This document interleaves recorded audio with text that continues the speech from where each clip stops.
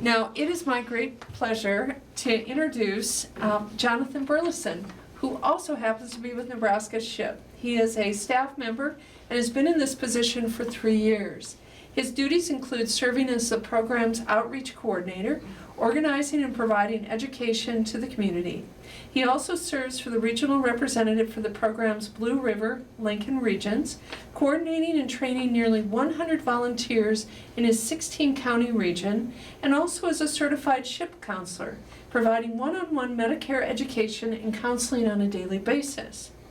During his time with Nebraska SHIP, Mr. Burlison was invited to speak at the National SHIP Conference in 2019 and has provided education to numerous organizations in Nebraska, including SHRM, which is the Society for Human Resource Management, OLLI, which is the Osher Lifelong Learning Institute, and NEPA, I hope I said that right, the Nebraska Paralegal Association. So you are in for a real treat, and join me in welcoming Jonathan Burlison. Mr. Burlison, thank you, sir. Thank you very much. I do appreciate that. Welcome. Thank you folks out there for attending this webinar. Definitely this is a wonderful format that is being provided and providing some excellent information on a variety of topics. So we at Nebraska SHIP are certainly happy to be invited to this to provide some information on the topics of the observation status, that 3-day admission practice, and of course how Medicare and Medicaid work together with regard to Medicare Advantage plans. So again, thank you for that welcome.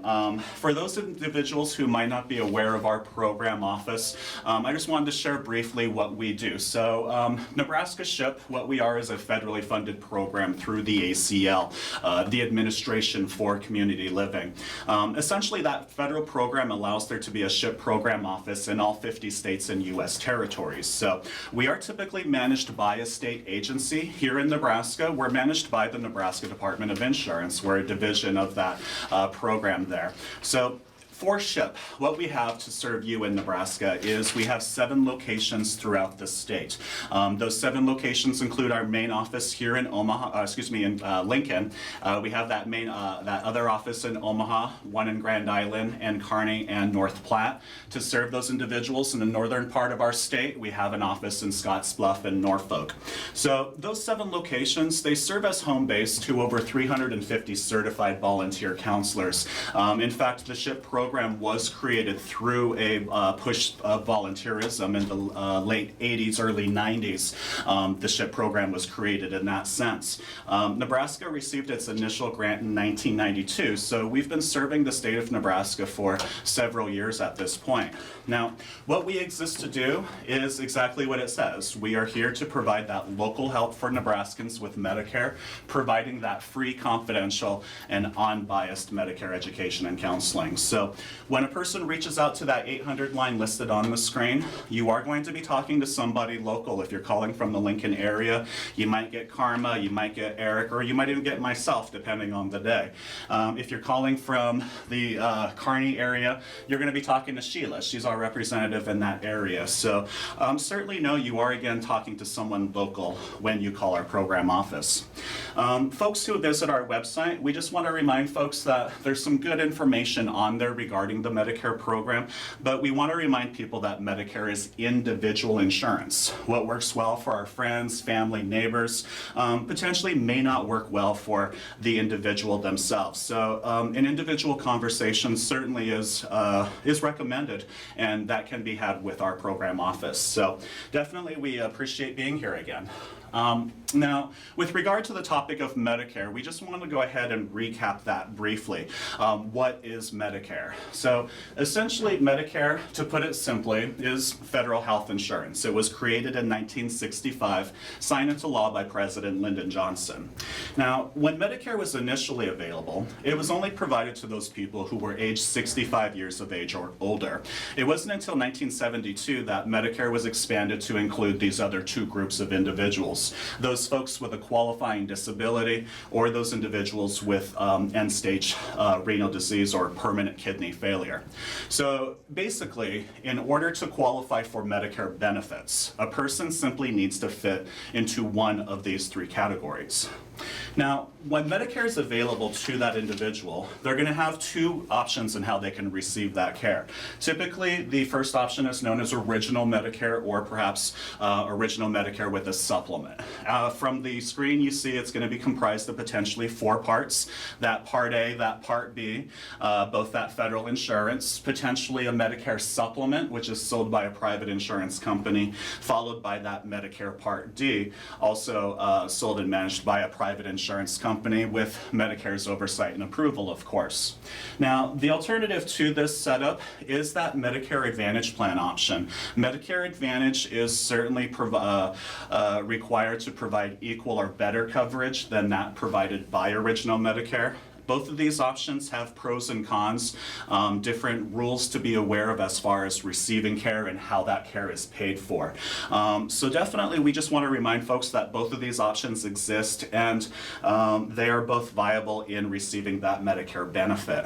Now, specific to Medicare Part A within original Medicare, what the Medicare Part A does is it pays for these 4 items listed on the screen, and this is certainly probably a reminder for a lot of folks in the audience. Part A pays for that inpatient hospital care, skilled nursing facility care, home health care, and hospice. Now, Medicare Part A is typically premium free. Folks have usually paid for their Part A through 10 years of employment, paying that Social Security tax. Definitely that is what will produce that premium free Medicare Part A. Now, in the event, though, of a person using that Part A, they are, they are responsible for deductibles and copays.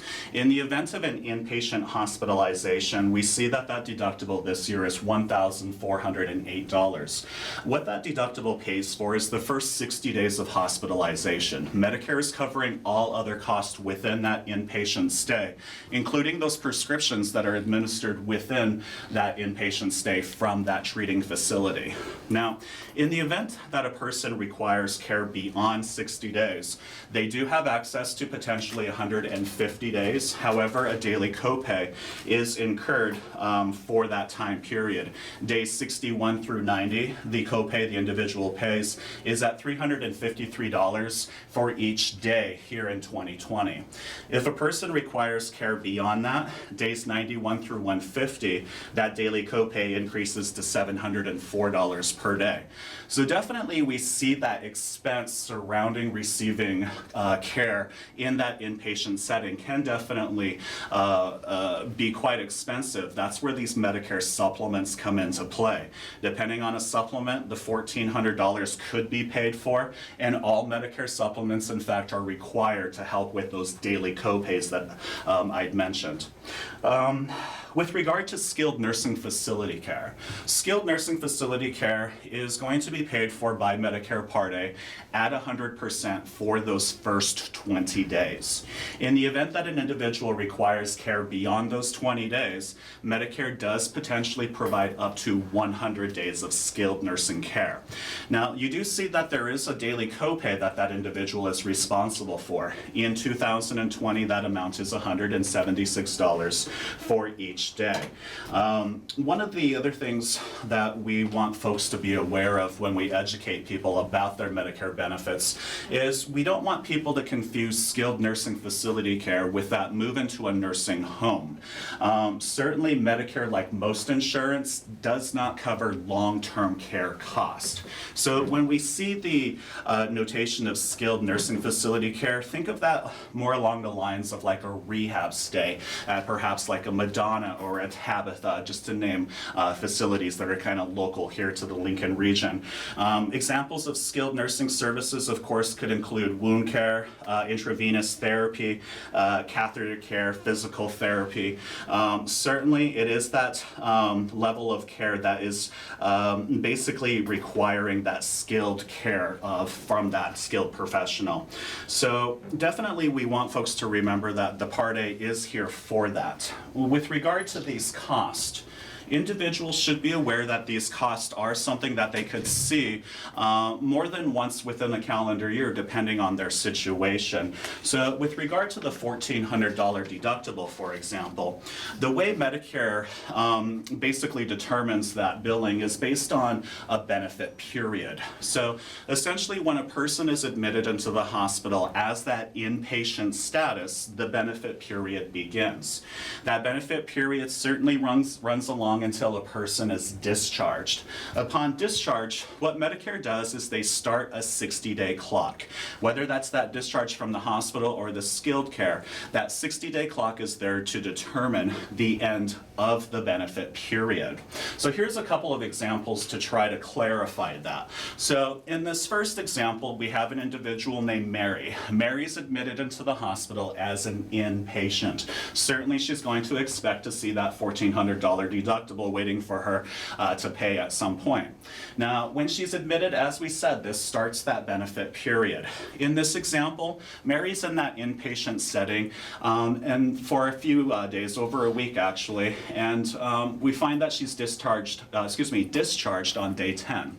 So in this case, what Medicare has done is they start that 60-day clock. If Mary is readmitted into the hospital within those 60 days for any reason, it does not have to be related to that original hospitalization, she picks up where she left off. She's discharged on day 10, she returns on day 11, she owes nothing extra, she picks up again where she left off. So definitely timing is important with regard to a person's out-of-pocket cost. In the event that Mary is out of the hospital for more than 60 days and then readmitted for any reason, Mary in this case is going to incur a new deductible of $1,408 and start a new benefit period. So definitely timing is an important factor to be aware of when a person is using their Medicare benefits. Another thing that folks need to be aware of is that status in the hospital. We keep saying that Medicare Part A pays for inpatient hospitalization.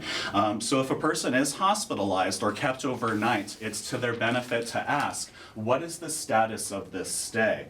Am I an inpatient or am I an outpatient? Reason being is if it's inpatient, we know Part A is paying for that service, we know what kind of payment structure to expect to pay for that care. In the event that the person is kept overnight for observation, Medicare Part B is going to be the payer of that particular service.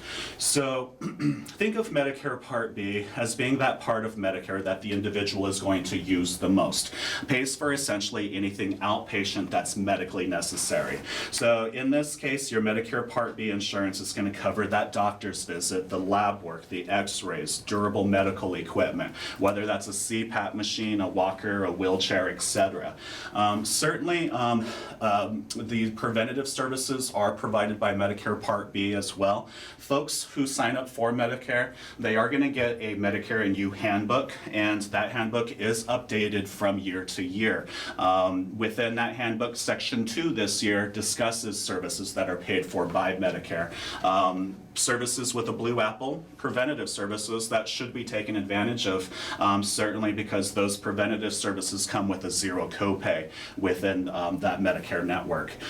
So with regard to this, we definitely want folks to be aware that that is something important to note, that status of that stay, because the cost is going to be different within Medicare Part B.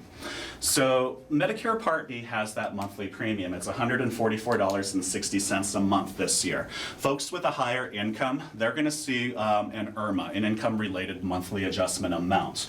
This IRMA is imposed on individuals who have an income at $87,000 or more within a year, or couples who have an income of $174,000 or more in a year. Specifically, that IRMA is determined on the person's tax return from 2 years prior. So this year in 2020, Social Security is looking at that 2018 tax return. Certainly, if a person has that income in this range, they are going to receive this IRMA notification that will outline that extra premium that they pay for their Medicare Part B. This notification also comes with instructions on what a person can do to appeal this. Certainly, life-changing events can have this IRMA reduced or eliminated. Examples would include loss of income producing property, or even the loss of a spouse. Certainly, that is a life-changing event that could, again, have this IRMA reduced or eliminated. Beyond that, Medicare Part B does have that deductible at $198. Once that's been met, cost is shared with Medicare at that 80-20 split. Medicare, of course, is paying the 80%. The individual is responsible for the other 20%. There is no cap on that 20%. So that's, again, where that Medicare supplement would potentially come into play within this, this setup. Those folks who have Medicare Advantage plans, the difference with the Advantage plan is that particular option actually does offer an out-of-pocket limit. In Nebraska, that limit exists anywhere between $3,400 up to $10,000, depending on the given plan. So that's one of those differences with the original Medicare versus the Medicare Advantage. Original Medicare, there is no cap. That's why the supplement exists. Whereas Medicare Advantage, it has a cap, potentially, depending on the plan, between $3,400 to $10,000 this year in 2020. So beyond that, as we said, knowing the status of your stay is important in knowing what part of Medicare pays. To aid in this, one of the things that we have seen introduced is the MOON notice, the Medicare Outpatient Observation Notice. So basically, MOON was created with the intention of communicating an individual, communicating to an individual their status within that stay of that hospital. This communication was mandated by the Notice Act, the Notice for Observation, Treatment, and Implication for Care Eligibility Act. So that was effective August 6th to 2016. Basically, this act requires acute care hospitals to provide oral and written communication to an individual that they are classified as an outpatient or they're classified as observation status. This must be provided to that patient who is in that care for more than 24 hours, and that notice of non-inpatient status must be provided within 36 hours. So note that this observation notice is definitely something new that has been created to, again, provide this information to those individuals so they are aware of that status that they have. Certainly, the MOON notice is going to be a standardized notice. Essentially, after the space for the patient's name and their Medicare number, the MOON is going to include a blank space in which the the hospital is to write in the reason for that patient not having an inpatient status. At the end of the form, the hospital may also add more information. CMS instructs that this information could include information about an accountable care organization. Certainly, the notation that an individual refused to sign this is going to be provided within this. Hospital waivers of the individual's responsibility for cost of self-administered drugs would be included within this waiver. Also, other bits of information like the physician's name, contact information, or anything additional that might be required by that state law. So the rest of the notice, of course, is going to detail hospital charges, coverage for payment of post-hospital care, medication costs, and what a person should do if they have a Medicare Advantage plan. Essentially, if a person has a Medicare Advantage plan, the direction is to call the plan and ask about that particular stay, because sometimes with these Advantage plans, the rules are going to be different for those plans. They may not be as restrictive as those plans set forth by original Medicare. Certainly, if an individual is a QMB, a qualified Medicare beneficiary, there is a statement on the MOON notice itself that specifically states if you're a qualified Medicare beneficiary through your state Medicare program, you can't be billed for Part A or Part B deductibles, coinsurance, or payments. So this moon notice is quite simple. I probably should have created a slide that had it, but it is quite simply one page front and back. That is how simple this notice is for a person to be able to see, and the language is in that easy to understand format. So definitely note that that is a requirement in these particular situations. Now, unfortunately, the moon cannot be appealed by Medicare, or to Medicare rather. Because of this, the Center for Medicare Advocacy has been the lead in pursuing a nationwide class action suit, seeking an appeal process for Medicare beneficiaries who are classified as outpatient observation status. Now, because there's no appeal process, many feel that that individuals are being held unfairly liable for cost, or are basically being forced to forego care because the cost associated with that care is too high. So interestingly, with Medicare, people can certainly appeal virtually any issue affecting their coverage except for, unfortunately, this appeal of hospital status. So why does that matter? Well, it's cost, of course, and care that a person can get moving forward. An individual with Medicare only has access to skilled nursing facility care in the event that they've had a qualifying inpatient hospital stay. That, of course, has been ordered by that treating physician. So that is definitely one of those first things that a person should know with this, because unfortunately, in order to get that 3-day care, get that skilled nursing care, that status does have to be inpatient. So with regard to that, we should note that this decision of status can sometimes be difficult. CMS has provided this statement, basically.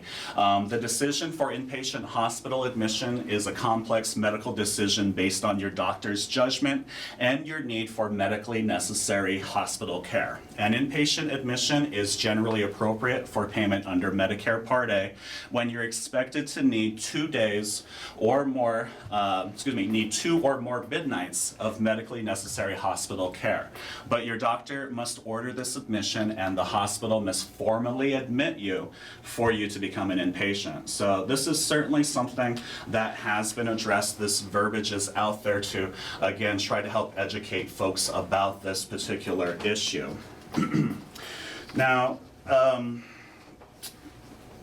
remember that the classification is important, and the reason being is along with the 3-day consecutive stay, you see there are other requirements in place for an individual to receive the skilled nursing facility care.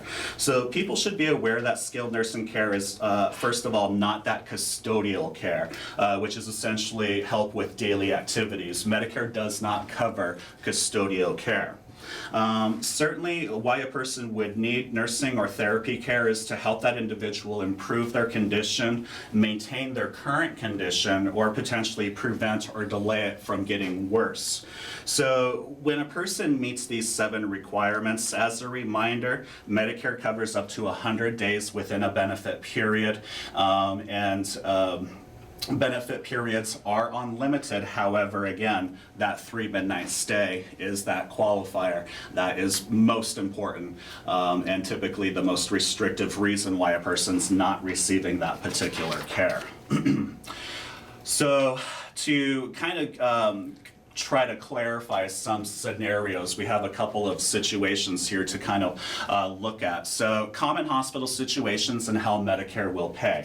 Within this first scenario, we have an individual in the emergency room, and they're formally admitted to the hospital with that doctor's order.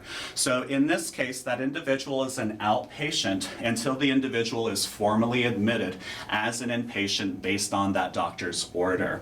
So essentially, Medicare Part A is going to pay for that individual's inpatient hospital stay and all those related outpatient services that were provided during those 3 days before the admission date. Certainly Medicare Part B would still be there to provide coverage of those individual doctor services that may not apply to Part A service. A second example is an individual enters an ER with chest pain, and that hospital helps them for 2 nights. 1 night is spent in observation, and the doctor writes an order for inpatient admission on that 2nd day. Now, within this scenario, the individual is an outpatient until they're formally admitted on that 2nd day. So in this case, that individual's outpatient hospital stay and those related outpatient services, again, within those past 3 days, are going to be paid for by that Medicare Part A. Now, this third example is an example of where Part A is not going to be a payer. So in this case, the individual goes to the hospital for a planned outpatient surgery, but this individual has high blood pressure issues and is in fact kept overnight for observation in this case. Within this particular scenario, the doctor did not write an order for that individual to be an inpatient. They're simply there for observation overnight, meaning in this case, Medicare Part B is going to be the payer of that particular service. The individual is looking at a 20% share once that deductible has been met, of course. Now, in the event that hospital status is changed. This, interestingly, is going to be a scenario that happens, unfortunately. The individual's doctor,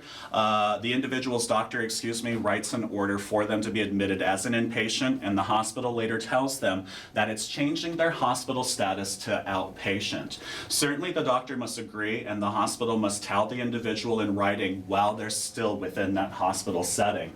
That hospital status change certainly is going to affect that individual's out-of-pocket. In this case, even though they were admitted as that inpatient, the status change, unfortunately, is what's forcing them to cope with those costs through Medicare Part B, rather than that cost associated with Medicare Part A.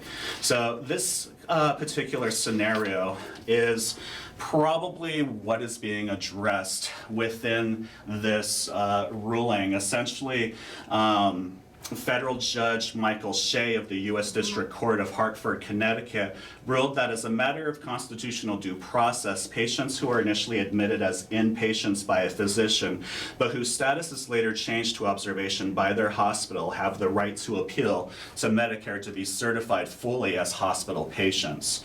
So definitely good news. I'm definitely on board with an appeal process for folks. Beyond this, unfortunately, our office is unable to comment further regarding the potential appeal process, and the reason being is because we have not been provided with direction from CMS at this point.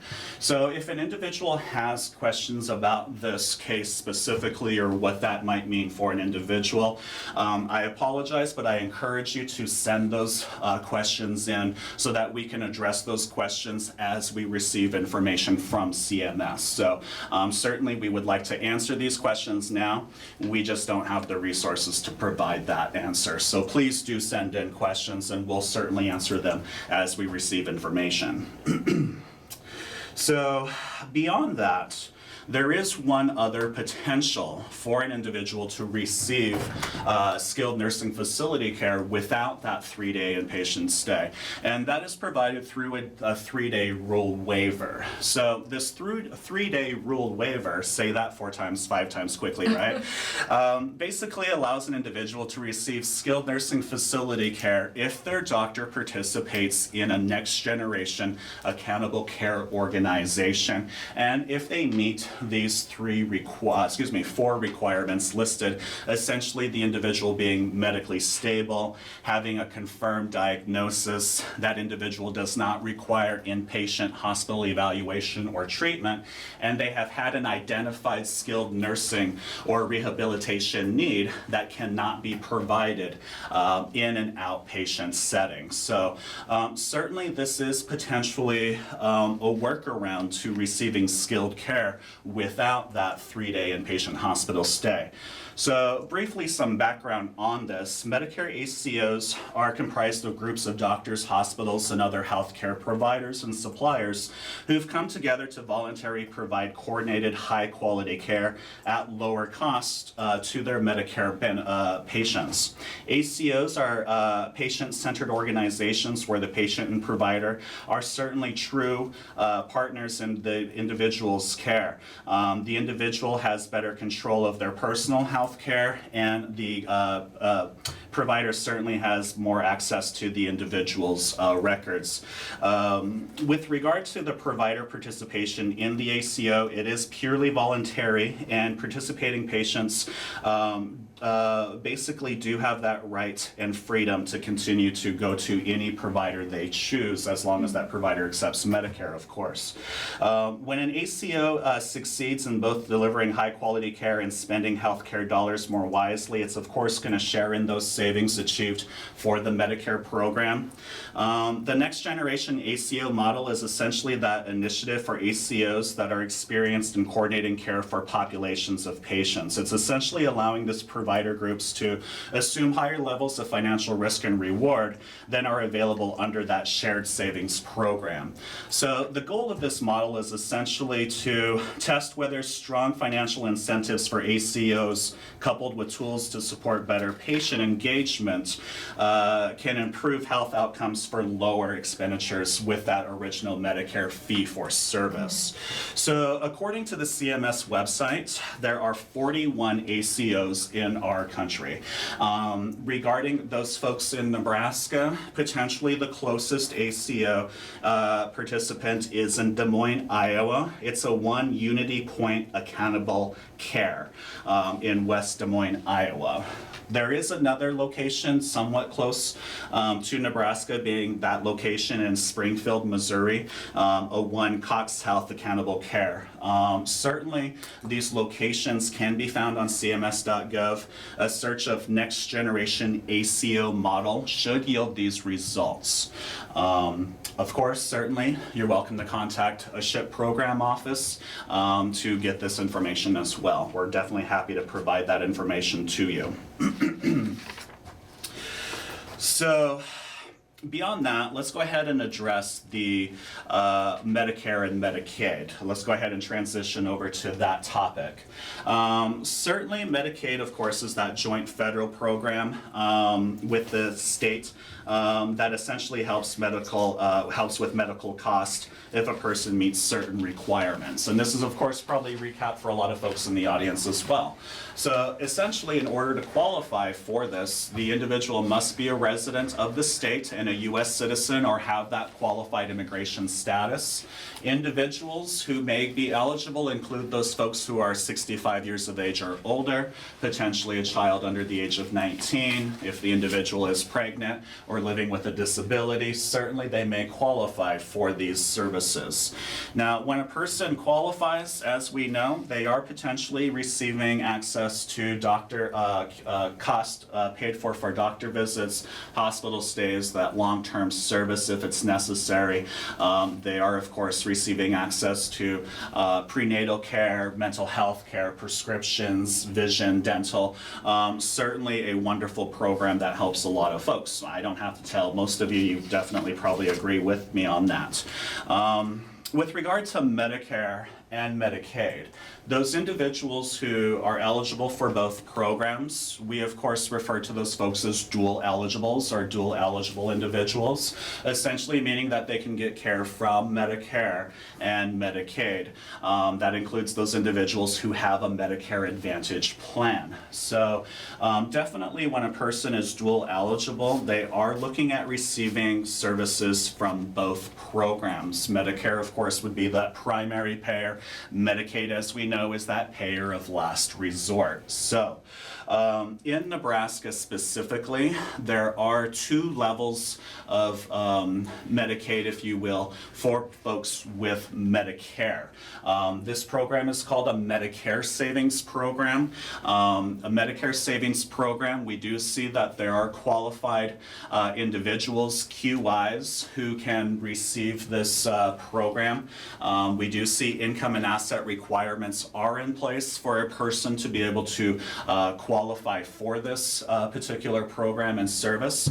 Access Nebraska, that division of DHHS, is definitely where folks can apply for this QI benefit. In the event that a person qualifies for that Medicare Savings Program as a QI individual, they're going to see their Medicare Part B premium paid for. The $144.60 will be paid for by the state of Nebraska. That individual is also going to be automatically enrolled into the Extra Help program, that program administered by Social Security. What Extra Help does for an individual is it helps with that prescription cost. Potentially a person could see a zero premium if they enroll into a below the benchmark plan. In Nebraska, we have 8 of those plans available. Potentially this individual is also going to get a zero deductible, and their copays are going to be set to these dollar values. Essentially that person's not paying more than $10 per refill for those prescriptions. So definitely a wonderful program. Beyond that, there are individuals who may qualify for a higher level of benefit, and those individuals are known as QMBs, or full Medicaid individuals. We do see that the income and asset requirements for those folks is definitely a little bit lower, capturing these folks who definitely could use this added benefit to receive that care that's necessary to maintain their health, of course. So with this, again, that asset requirement does not include the individual's vehicle. It does not include their home or those personal possessions within. Essentially what's being looked at as far as assets are checking and savings accounts, investments like CDs, IRAs, certainly land, other property, those types of things are going to be looked at. Access Nebraska is a wonderful resource to get those specific questions on this program answered.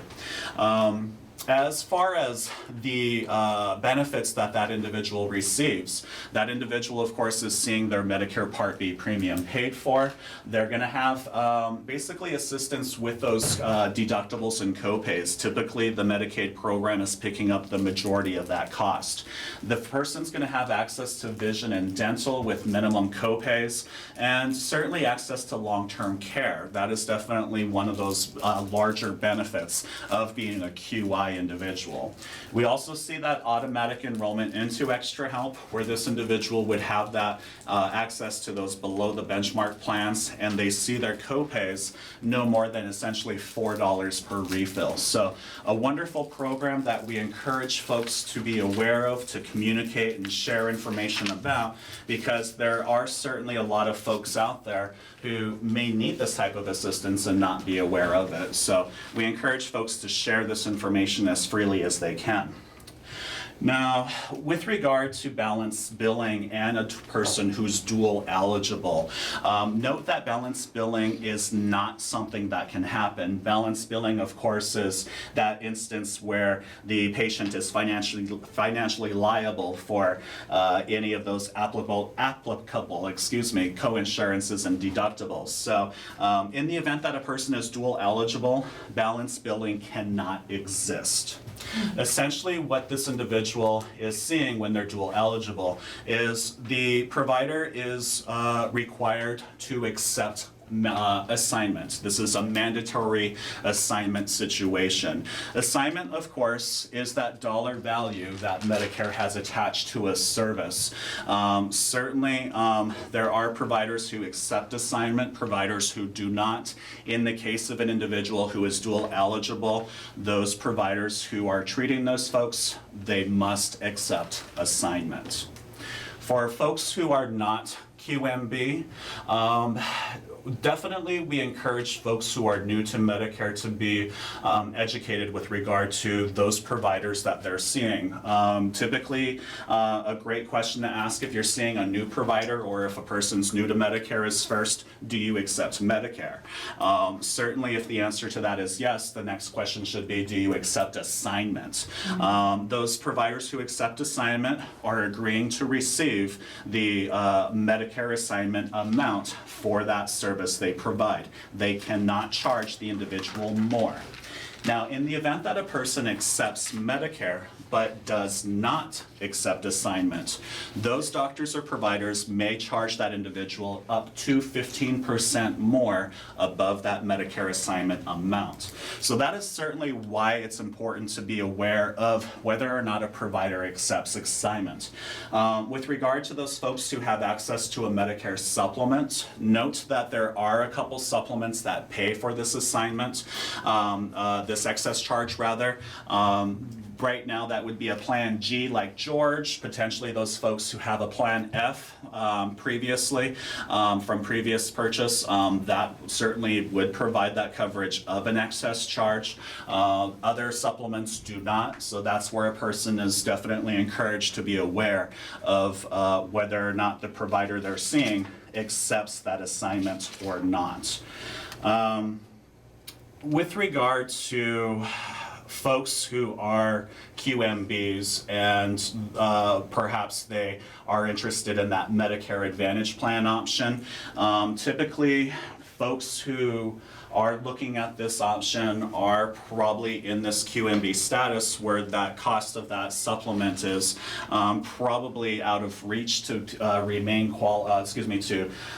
help with cost. But depending on the situation, interestingly enough, some folks may use a supplement to spend down to be able to qualify for their Medicaid. So we encourage folks who are approached by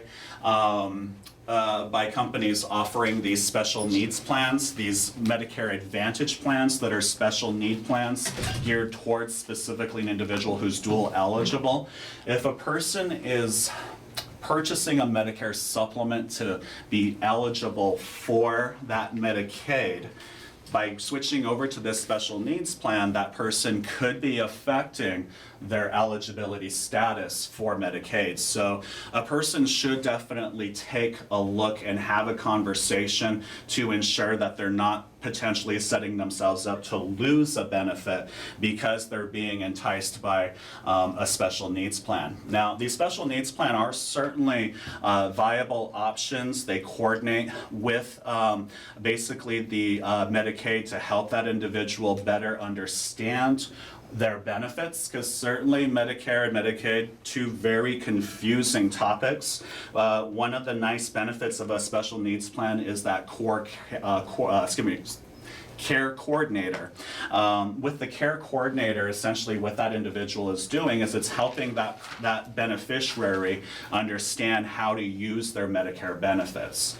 People who have access to a special needs plan, typically they're going to find that these plans are structured as HMOs, health maintenance organizations. These organizations, of course, have that network of providers that the individual is required to use. Usage of out-of-network providers requires that individual to pay 100% of that cost. So definitely if a person is a dual eligible individual, seeing someone out-of-network is probably out of the question because of the cost associated with that. So definitely folks need to be aware of that network, and that's where that case coordinator, that care coordinator rather, would come into play, ensuring that person is utilizing the special needs plan appropriately.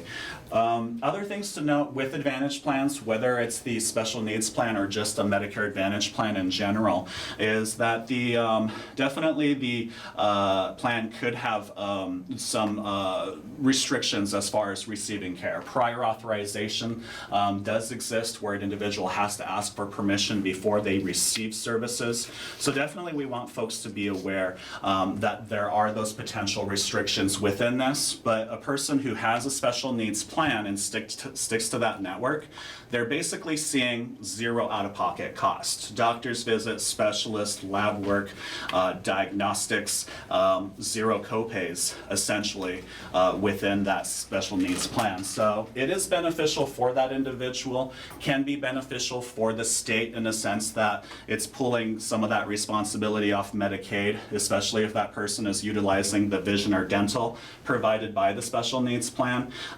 Certainly that can help pull some responsibility off the state and put it onto that Advantage plan. So we do see some pros and cons to any part of Medicare for sure. So with regard to marketing, if a person is approached, we do want folks to be aware that these are some marketing practices that are okay. We do see that it is okay for a plan to host a marketing and educational event.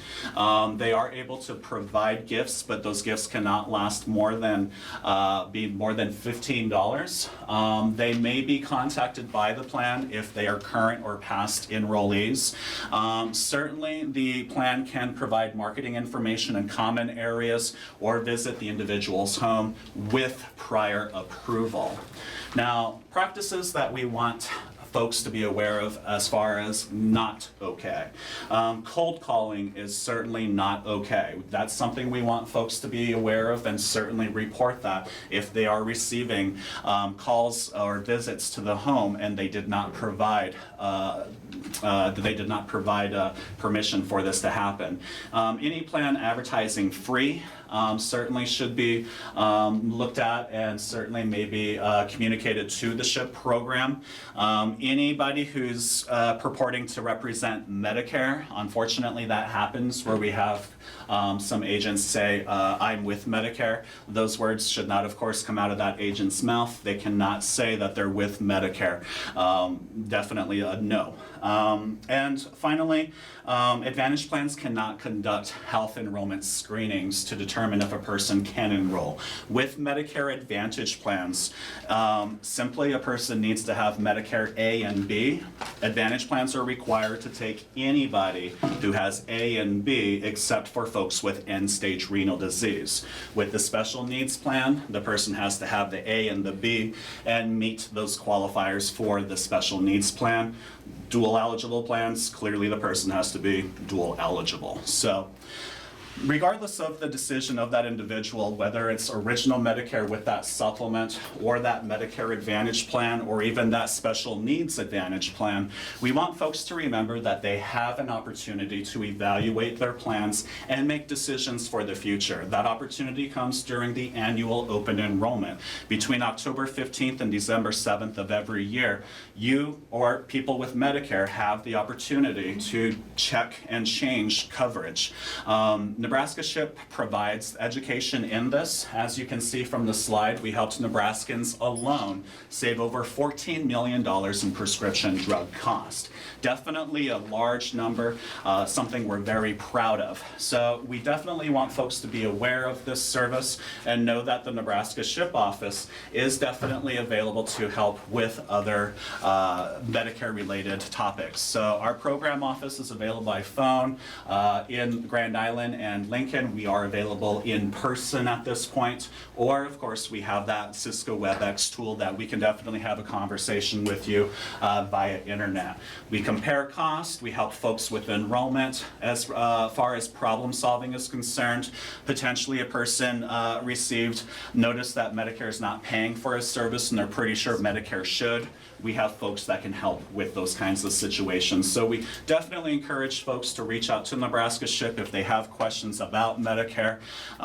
We do definitely appreciate those questions, and we are again here to provide that local help for Nebraskans with Medicare. So definitely we appreciate being invited to this. I kind of used up most of my time. I probably don't have much time for questions, but I definitely appreciate being invited to this. Thank you. Outstanding, outstanding. Thank you so much, Jonathan. Yeah, definitely. Thank you. Thank you so much. All right. Any questions? And I don't believe we have questions. Not right now. So, Perfect. all right, Jonathan, thank you so much. Yeah. I'll let you. Thank you. Thanks so much.